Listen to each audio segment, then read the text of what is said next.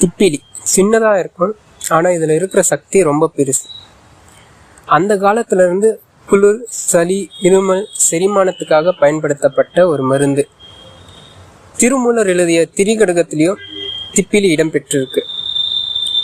திப்பிலியில் இருக்கிற பைப்ரின்ற ஒரு anti inflammatory compound உடம்புல ரத்த ஓட்டத்தையும் செரிமானத்தையும் சரி பண்ணுது.